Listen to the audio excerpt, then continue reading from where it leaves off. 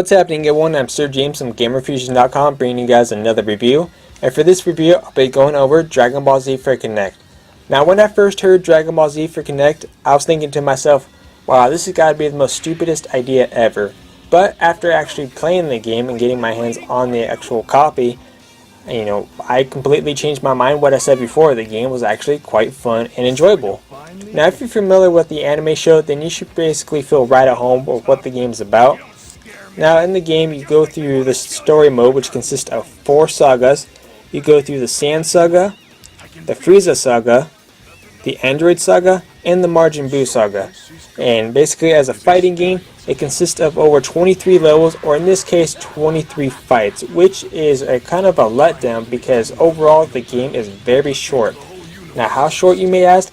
I would say it's probably going to take you under 5 hours, depends on how well you're actually playing the game. If you're really good at it, like I said, it's going to take you under 5 hours, and I'd say it's slightly longer than Harry Potter for Kinect, but it just lacks in so much.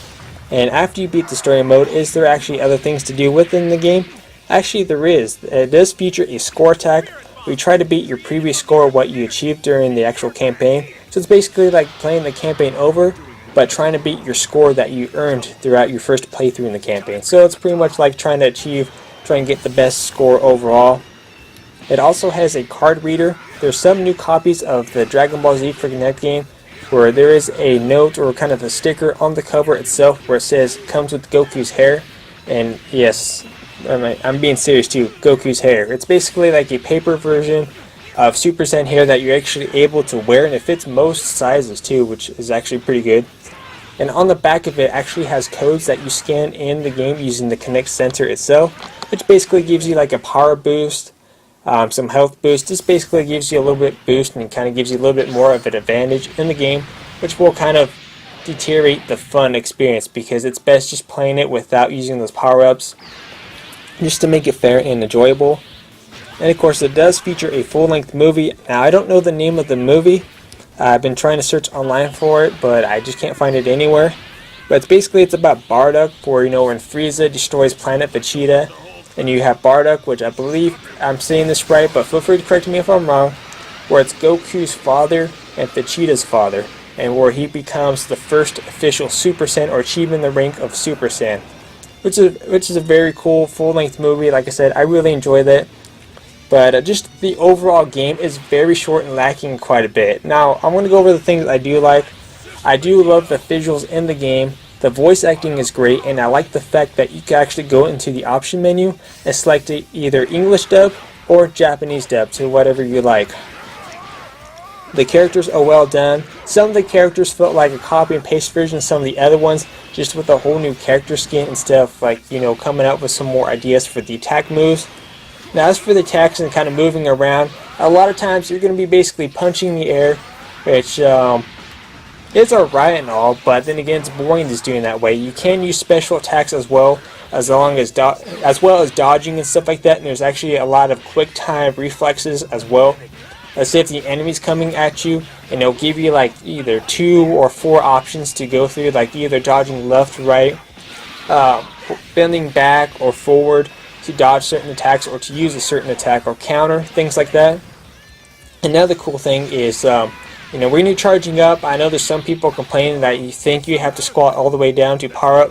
No, you don't. All you need to do is just slightly bend your legs and put your arms together at a certain degree angle to power up. And what's cool is that when the enemy's using his special power attack, and you got yours all the way charged up, basically what you can do is, once he's using his special power attack, is use yours at the same time, and it's basically going to this whole collision barrage thing, where what you have to do is just keep on punching the screen until you get your screen to the opponents, and then deal damage. I thought that was pretty cool as well. But like I said, you have 2 different ways to power up. You could either go in the power up stance, or you could pose on whatever it's showing on the screen. Like you could just have your hand coming out, or if you're using like a spirit bomb, just throw both your hands in the air to power up that way. It's real simple to do, but like I said, the overall game is very short, but the controls do work, which was a very good thing. Now, with how short it is and with its good and bads, I'm probably going to have to give Dragon Ball Z for the Kinect a 7 out of 10 just because it lacks so much potential. If they were to take, I'd say, another year on the game, they could have made it probably one of the best fighting games out there on the Kinect itself. But the fact they didn't, it kind of deteriorates from it. So I'm going to have to say it is a fun and enjoyable game. Just at full price, I wouldn't even pay full price if I were you guys. I would say wait for it to go down.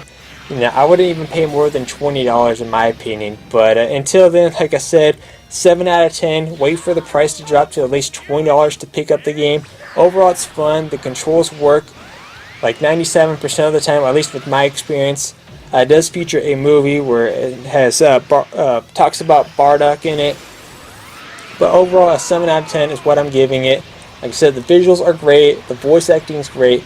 Too short of a game, and it just could have been a lot better. But overall, 7 out of 10 is what I'm giving it. If you guys would like to check out the full walkthrough for Dragon Ball Z for Kinect, you can check the link down below. Anyways, I'm Sir James from Gamerfuzion.com, and I hope you guys enjoyed my review, and have a great day.